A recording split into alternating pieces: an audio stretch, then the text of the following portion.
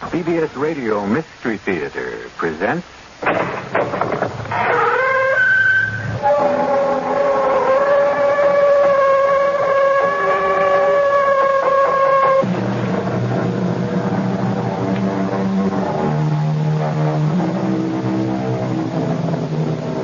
Come in. Welcome. I'm E.G. Marshall. Do you believe in predestination? Are you convinced, as many people are, that the real science of the stars is not astronomy, but astrology? And even if you are not wholly persuaded, do you find that you turn by habit to glance at the daily horoscope in your favorite newspaper? Just supposing, that like Amanda Amherst, sole owner of a chain of newspapers from coast to coast, left to her by her famous husband, that you turned to Ethel Nixon's astrological column for the day and read the following. Scorpio, this is a bad day for you. Your sudden death is imminent. Be sure to put all your affairs in order. You cannot escape the inevitability of the stars. It is a hard prediction to face, but it can only be justified out of what you've done to deserve it.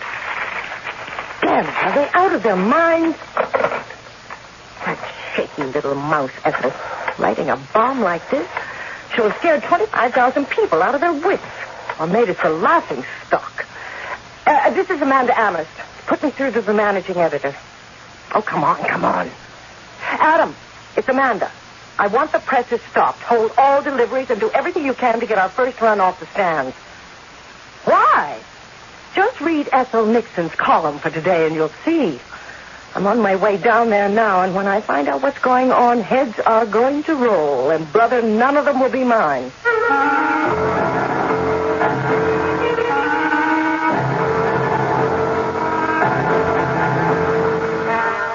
Our mystery drama, Death in the Stars, was written especially for the Mystery Theater by Ian Martin and stars Kim Hunter.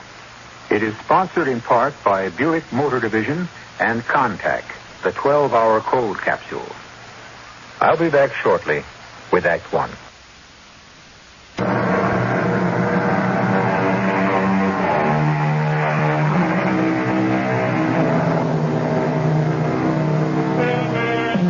Amanda Amherst.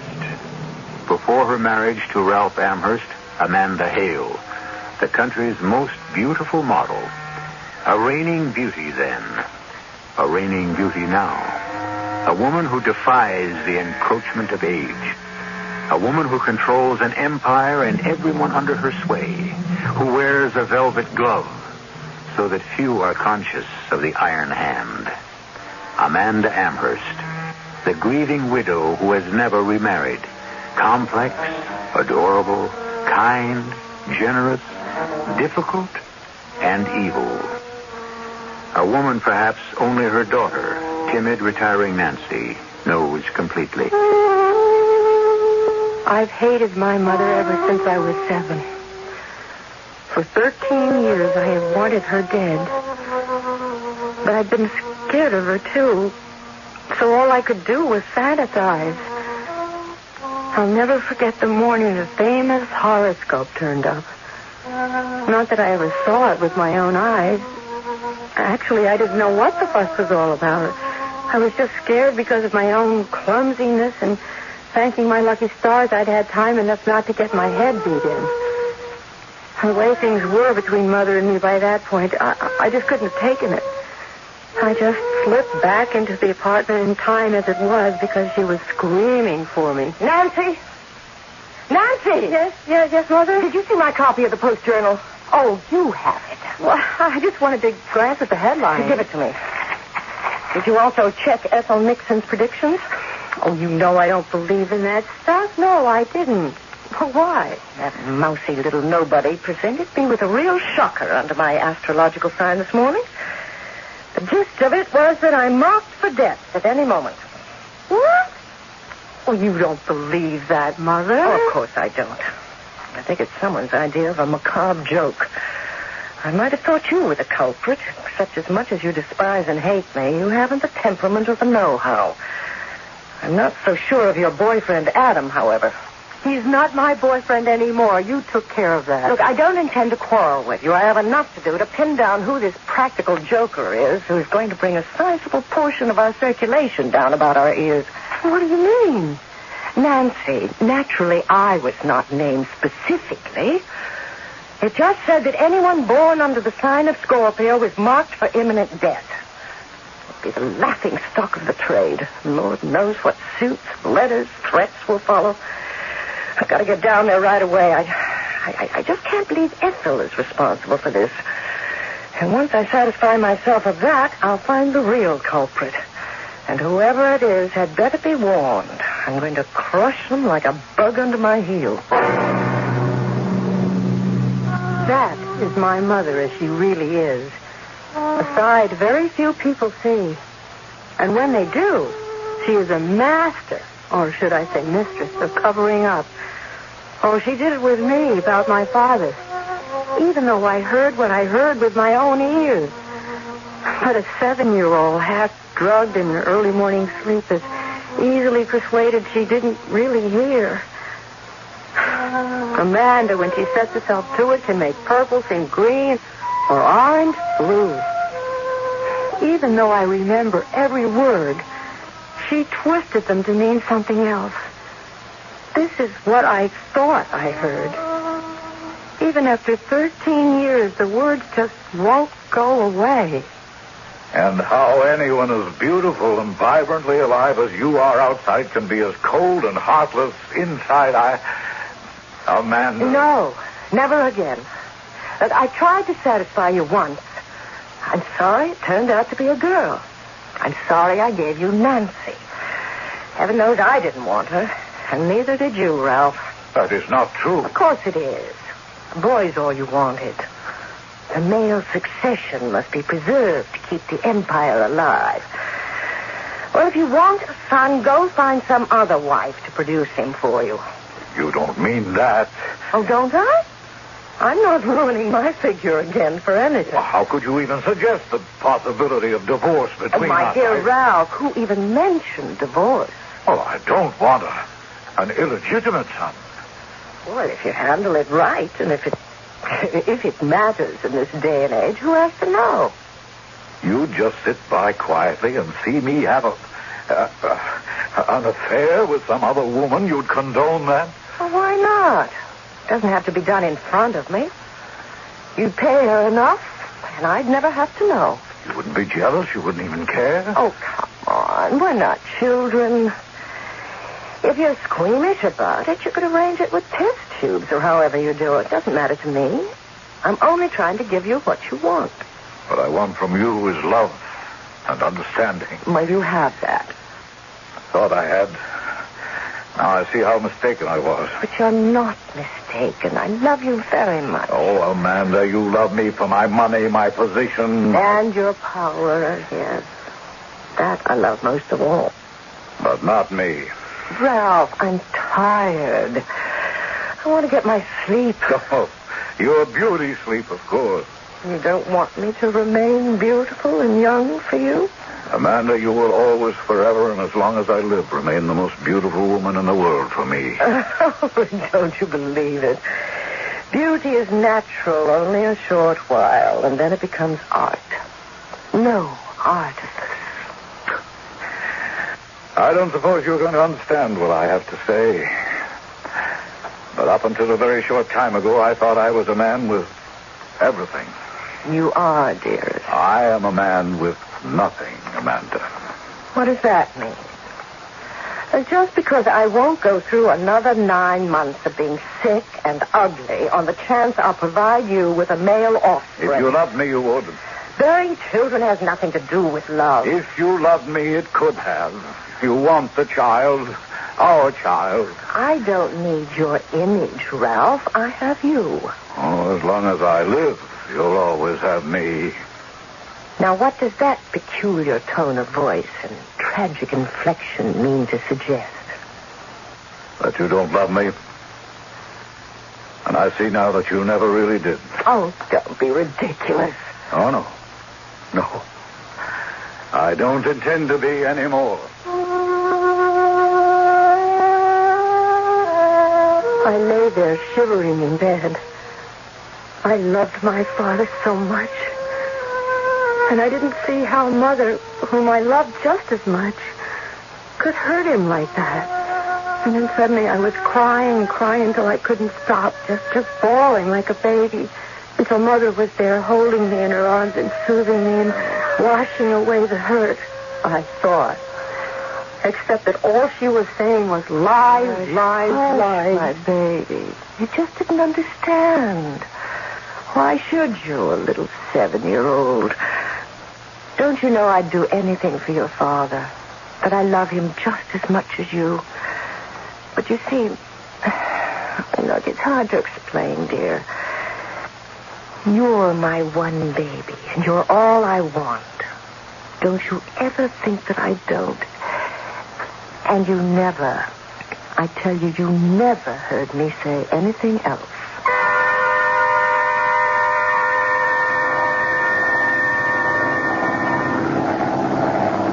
I had found when I wanted to think deeply. Flying a plane gave me enough aloneness to find out whose perspective was right or wrong. I suppose being brought up as William Amherst's son spoiled life for me by giving me everything on a silver platter. Then when I took over the colossus of newspapers, radio and TV stations, the apartments in Paris and London, the townhouse in New York, and the great mansion on the Monterey Peninsula, the endless bank accounts, I never had to want for anything. Amanda Blake came along. Then she mattered more to me than anything in life. Until the other thing came up. The son. An heir. For once it seemed I was on the losing side.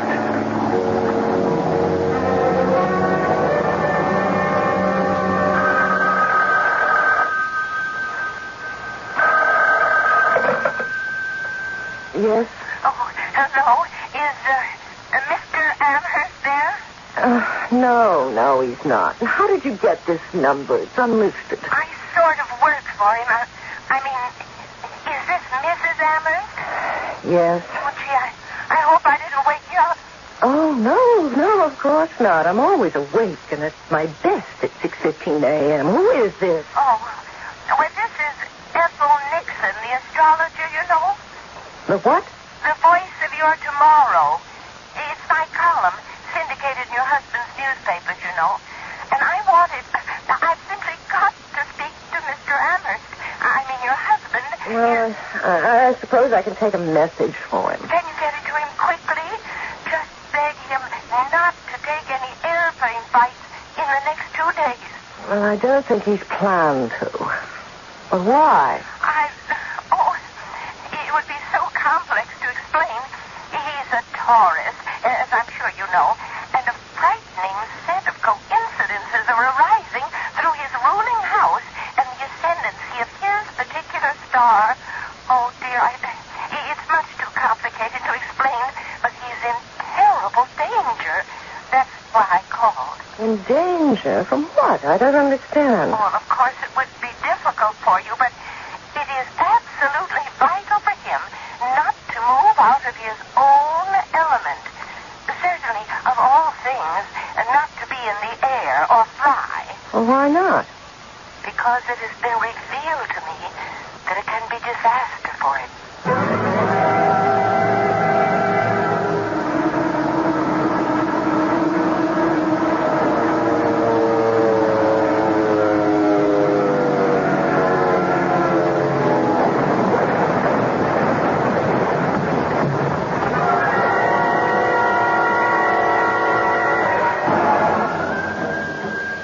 I was shaken to the core by Ralph's death for many reasons.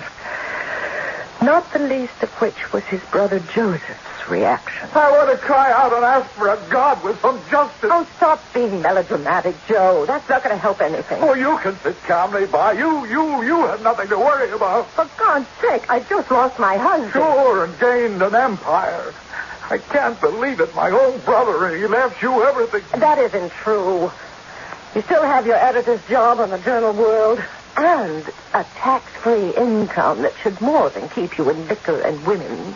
To name a spade a spade. You criticize my lifestyle? What about you? You're worse. At least they give satisfaction in return for the money. I swear Ralph died because of you. Oh, you're drunk. I don't know what you're saying. Well, I'm drunk enough to say what I have to say. You killed Ralph. You're his murderer. That's a contemptible thing to say. The man I All loved... you ever loved was what he represented, and you wanted it all for yourself, and now you've got it. Look, Ralph died in a plane accident. All right. But there was nothing wrong with that plane. You betrayed him somehow, some way. I don't know how. There's only one way my brother could have died on his plane. Either somebody booby-trapped it or he crashed it deliberately. He wanted to die. Get out of my house.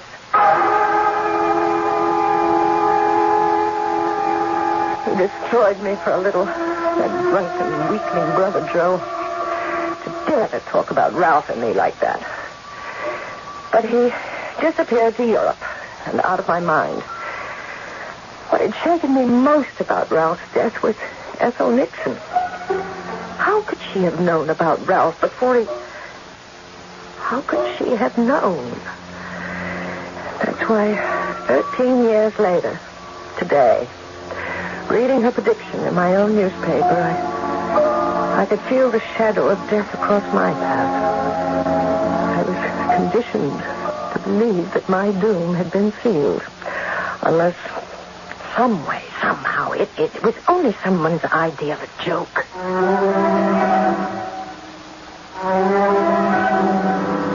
Is there an escape for Amanda Amherst? Is her fate sealed already?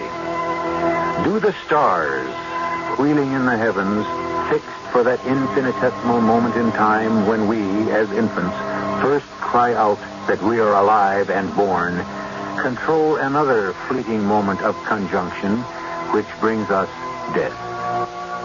I'll return shortly with Act 2.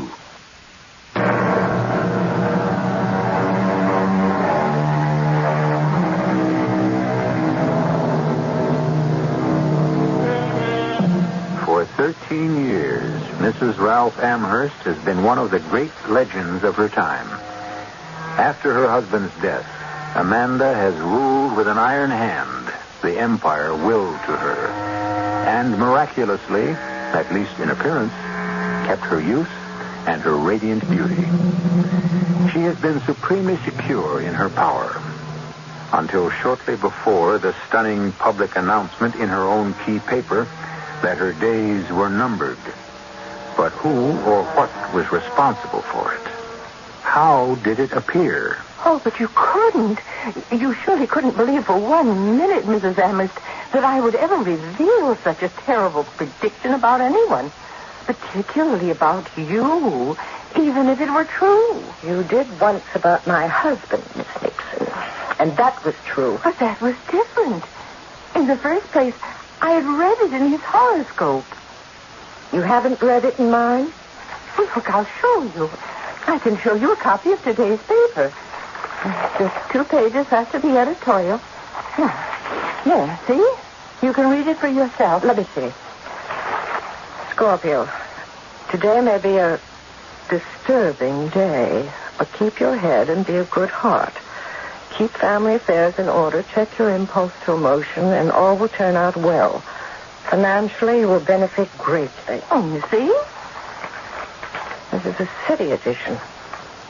Have a look at mine, the early one. Is this the one you read over the phone? Yes. It just seems impossible. What? You see? No wonder you gasp. But this is the same as you just read. What I wrote to be published. What? Give me that.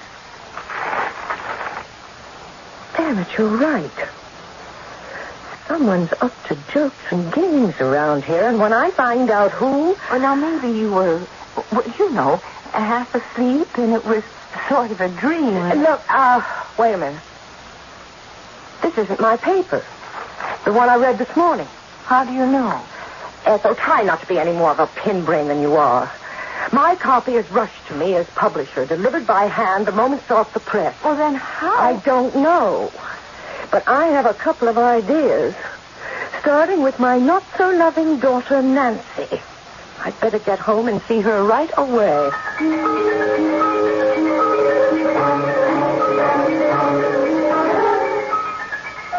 I just want to know what you're up to, Nancy. What you're trying to prove. I'm not trying to prove anything, Mother. You admit you switched newspapers on me this morning. I didn't switch them. I told you what happened. Oh, a nice little cock and bull story about spilling coffee and cream over the paper and dumping it into the garbage and tearing downstairs to the drugstore to get a fresh copy. Oh, really, you can do better than that. But it's the truth. Why all the fuss about a little coffee spilled on the morning newspaper? Look, I knew the paper was important to you somehow. I could hear you screaming in the study about something wrong, and you were coming right in to straighten it up, and Well, one edition of a paper is just like another one, isn't it? Except when someone like me is shaky and stupid enough to get it all gummed up with coffee, I just couldn't stand having you on me again, Mother. Not these days. On you? Oh, you know what I mean. I'm so strung out, I just hoped I could avoid any kind of another run-in with you. Strung out? Look, are you and Adam up to some crazy scheme to... What shall I say? To get back at me for what wasn't my fault? You can be damn well sure that Adam and I are not up to anything. You successfully squashed that. Did you two somehow gimmick that slug in the astrology column this morning? I don't know what you're talking about. Don't lie to me. I want to know if you two have cooked up some scheme to drive me crazy. That was a special paper this morning, and that horoscope was only for me. How did you manage it? I think you are crazy. What do I know how newspapers are made? Well, the man you tried to steal from me does. You mean the man you spoiled for me? The one I loved?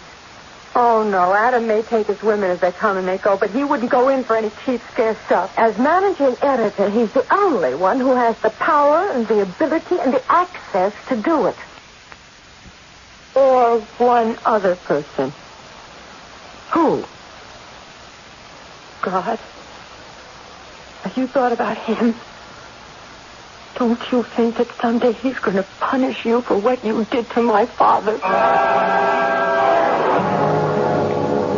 I was sorry the moment the words were out of my mouth. Looking at Amanda's face suddenly grow gray and old. And then I wasn't sorry. And quickly it was serene and beautiful again. And I remembered what I had lost and how she had taken him away from me. Oh, and then it was easy to hate again.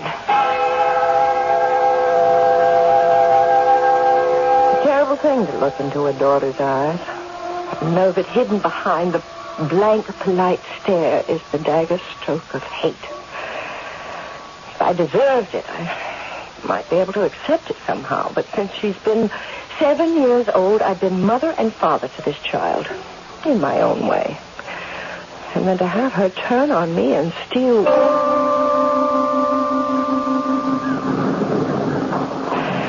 I was never a woman who could live without men. But I never had to depend on them until the day I met Adam Brock. I don't know, it was at someone's place at the beach on a weekend. On a weekend I was able to go out again. Dr. Anton Driscoll had performed his third miracle on me. Bronzed and sun-greased, I knew, even to my own critical eye, that I looked at least 15 years below my own age. I was sure of it when Adam dropped down on the sand beside me. Hello, whoever you are. Likewise, whoever you are. Adam Brock. Look, if I tell you what I do, will you sneer or find I'm beneath your notice? Well, you're bailing and I'm lying down. You can't be beneath my notice. Why don't you give it a try? Well, I'm a newspaper man. I write. And you? Oh, just a deck cook for the weekend. Our host likes an attractive layout. Yeah, look, I really don't like smart talk. I'll level. You are magnificent. Any man would make a pass at you. I'm not so special. May I? What sort of pass? The simplest and most honest. Dinner? Dancing, maybe? I have a small boat. We could sail. By daylight. I'm here for 2 weeks vacation. How much of it will you let me spend with you? Oh, I don't know. Let's start with a sail tomorrow morning and see how far that takes us. Well, it took us pretty far. By the time we tied up at the dock, Adam was in love with what he thought I was. I was in love with a man I should have met when I was young enough for him. And I didn't want to lose him yet, so I used my maiden name. And I pulled strings behind the scenes to get him an editorship at the Post-Journal. I also made sure that anyone who knew anything about our relationship kept his mouth tightly shut about how, why, or who his sponsor was. Our affair continued in New York until Nancy took it into her head to take literal French leave from Paris and the Sorbonne. Hello, this is Mr. Brock. No, my secretary's out for the moment. I'm picking up. Huh? What? A daughter? Oh, well, sure. Send her in. Should I come out and get her? Oh, she's on her way in already.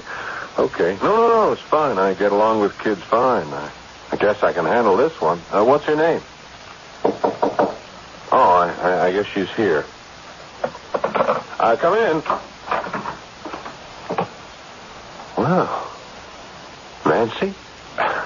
I didn't expect a little girl like you to come and visit me. Oh, you're the new managing editor of the Post-Journal. Yeah. I guess I am. And you're Amanda's daughter? That's right, all me. It's a pretty nice all. Oh, I'm not that good. I mean, I don't buzz these vibrations right off the bat, normally. Me either. You'd be surprised how surprised I am. You wouldn't know about me, I guess. You are Amanda's daughter.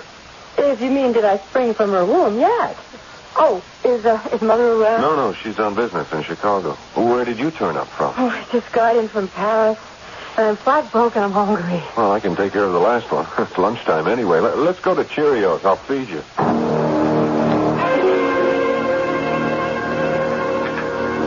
Feel better? Oh, I feel... Oh, I'd hate to tell you how good I feel. You fed me all right. I'm glad you enjoyed it. Oh, the food was great. But that doesn't matter. I mean, the line you fed me. I just hope you meant it. I didn't think I was feeding you a lie. Oh, if you could have searched through Bartlett's for the perfect quotes, you had them, Adam. And then after knowing you all this long, why should I expect less? By the time we got to the Spumoni, I was his forever. He was the first thing that ever happened to me since dim childhood memories that gave me a lust for life. I was in love. I knew just what I wanted. And the best part of it was I could feel he felt the same. Well, it didn't take Mother long to clobber me. And since I foot the bills, I think I at least deserve some notice when you decide to run out on your responsibilities. Mother, I had Europe up to here. I wanted home. All right. So I let you dump Europe. And I gave you back your green pastures. All I ask is you to stay out of mine. Maybe I'm dumb, Mother, but I'll spell it out. Just leave any mail I have staked out alone. What? You heard me. Lay off Adam. Adam? But he's young enough to... Never mind his age. He's what I want. Adam's been mine for months, Nancy. What shall I say? Escort. Day and night. Bought and paid for. You want to buy used merchandise, Nancy? Particularly one of my second-hand lovers. I knew Adam wasn't mine anymore. My daughter had stolen him from me with the one weapon I didn't possess. Her youth. But if I couldn't have him, she couldn't. Nobody could.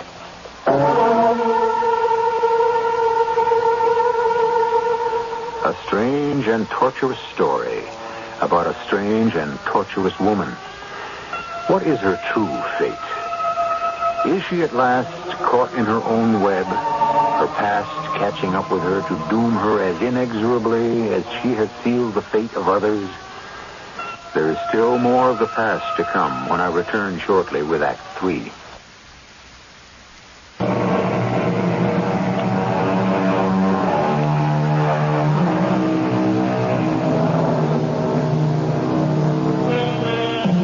Amanda Amherst, seemingly ageless, wielder of a kind of total power over the destiny of others. Amanda Amherst, a throwback to the feudal queens and kings, absolute and impregnable. Is there any force that can topple this woman from her throne? Was the mysterious prediction that began this story valid in any way, supernatural or natural? Let's go back to Amanda to find out. After Nancy told me the truth, I decided to take the bull by the horns. I went to Adam's office. I told him not to announce me. I just walked in. Good morning, Adam. Oh, Amanda. Or perhaps now I know just exactly who you are. I should say Mrs. Amherst. Don't be a child. I just recently discovered, where you and I are concerned, that that's approximately what I am. And that's a little below the belt. And there isn't all that difference in years. Well, there has to be, if Nancy really is your daughter. Oh, she is all right. Well, what's the matter with her? She won't answer my phone calls. That butler and those two hulking footmen or bodyguards or whatever they are bar the door like the Secret Service, and I'm informed in no uncertain terms that I am not welcome, and she doesn't want to see me ever again. Now, I want to know what's happened. Well, you might have tried calling me to find out. Thought you were still in Chicago. Look, what were you afraid of, Adam? That I'd cut you off at the knees, take away your nice job. Damn you. Is that what you threatened Nancy with? I didn't threaten Nancy with anything. I simply told her the truth. What? That she'd be making a mistake in marrying you. Well, does this mean I'm fired? Only from one occupation, Adam. As a managing editor, I still find you perfectly satisfactory. And Nancy? I'll let you answer that question yourself. I'm quite sure she'll never let you near her again. The one good thing, perhaps, I've ever done for her. I could kill you for that. You haven't the nerve, Adam. Nancy's better off without you. It was in Nancy's best interests, I told myself. He'd only have hurt her in the end. As for me, there wasn't any way he could hurt me, I thought. Till that horoscope. Try as I would, I couldn't deny it had shaken me. And I held him responsible. Till Ethel Nixon sprang a new surprise on me. It began when Ethel received a visit one morning. Come in. Hello, Ethel. No. Oh, it can't be. Oh, but it is. Joseph Amherst, a little changed inside, but in the flesh. Oh, I can't believe it. Oh, it's so good to see you. If I hadn't cast a horoscope of you, I'd have almost thought... That I died? No. Oh, I tried pretty hard to, but didn't quite make it. And so the prodigal returned. And looking well and fit. That's due to grazing in your fields for many years now. I beg your pardon? When my brother died and my temporal world collapsed because of that and other things, I went looking. Looking for what? Oh, revenge, I thought at first, a way to avenge my brother. Oh, but your brother died in an airplane crash. That was no one's fault except... Except what? Accident. His own fate. Or a wife that drove him to it? Mr. Amherst, you're scaring me now. I can't believe what you're saying. You must know that I believe in fate, not human intervention. Oh, that's all right, Ethel. It's what in the last few years in the Far East I have come to believe in, too. How long have you been back in this country? Oh, a week or so. Does Mrs. Amherst know you're back? Lord, no. As far as I'm concerned, she doesn't exist. And it's a mutual feeling. Mr. Amherst, now, please excuse me for asking, but if you've been around for a week, you wouldn't be responsible for the awful thing that happened in my column yesterday morning? What awful thing? I'll tell you all about it. You didn't do it somehow, did you, Mr. Amherst? Oh, my dear Ethel, I wouldn't know how. But, who else saw this prediction except Amanda? Oh, nobody. But why would she make up a story like that? Who knows why Amanda does anything she does? Maybe to have an excuse to fire whoever is managing editor, or... Adam Brock? Oh, he's leaving anyway. Oh, maybe to fire me. Oh, no, I wouldn't worry. I don't think that's the real explanation. I think the only reason Amanda saw what she saw is because the black pigeons are coming home to roost.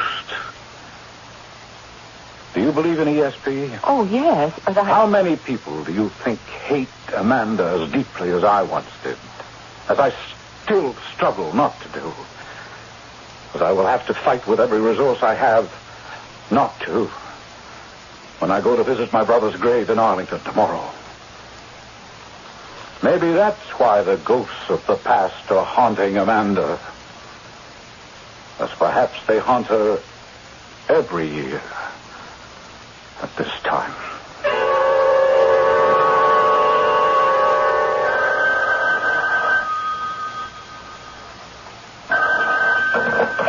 Yes?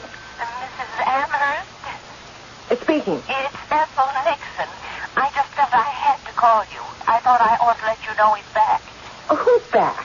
What are you talking about? Joseph Amherst. He turned up at my office this morning. Joe.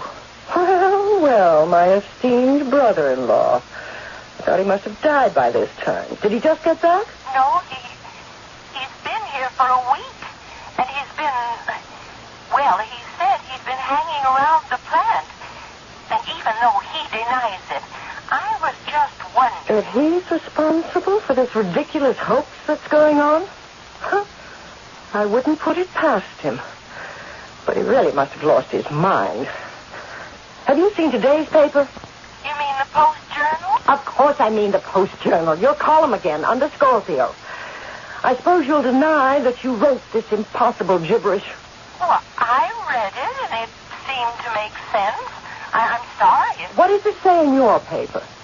Well, just what I saw in the Star. Read it to me, you fool. Oh, of course. This is a day of traveling for you and meeting up with old acquaintances. It's a day for gathering up all loose ends and finally solving your main problem. A day of achievement and solution.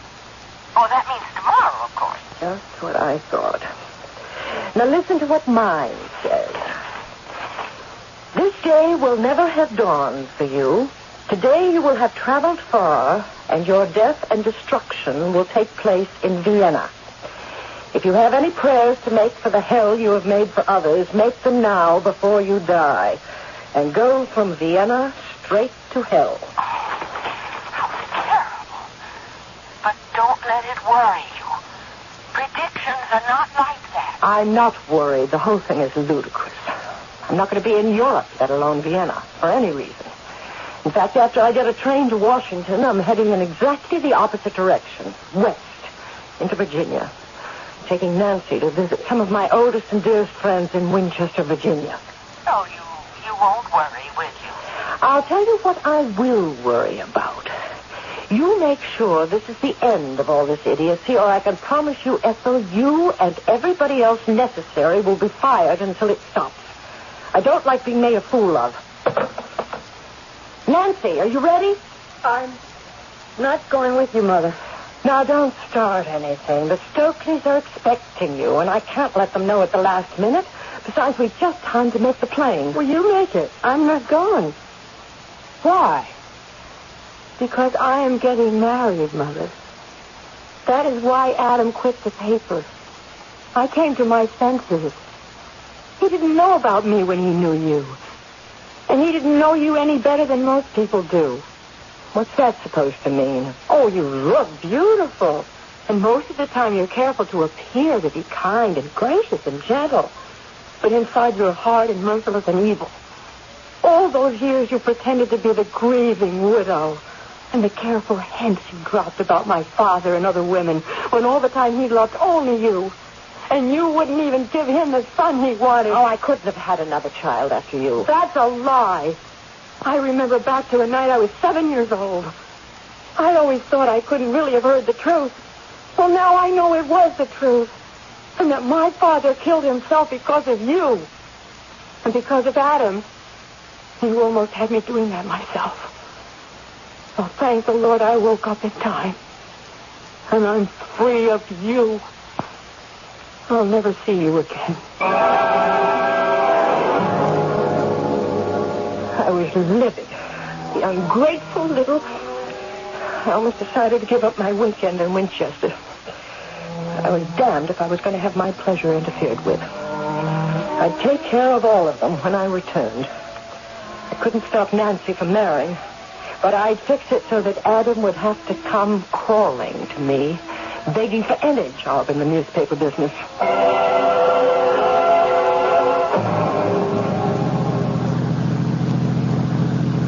I was still fuming, even after the limousine with Stokely's that sent to pick me up at Dulles Airport was purring along the road west toward Winchester.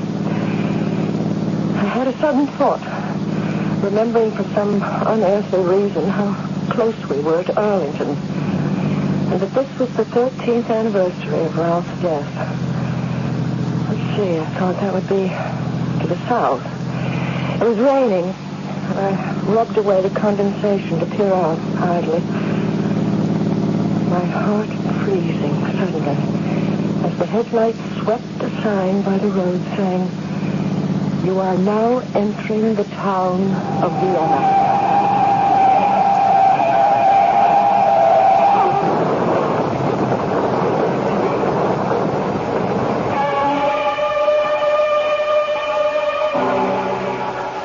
It was the last thing she saw or knew. The newspaper story the next day began with the paragraph, "Mrs. Ralph Amherst, on her way to Winchester, Virginia, and passing through the small town of Vienna, was hit by a car traveling north. Both drivers and Mrs. Amherst were killed. The strangest feature of the accident was that the driver of the other car was her brother-in-law, Mr. Joseph Ward Amherst, who was returning to New York after visiting his brother's grave in Arlington, Virginia. I'll be back shortly.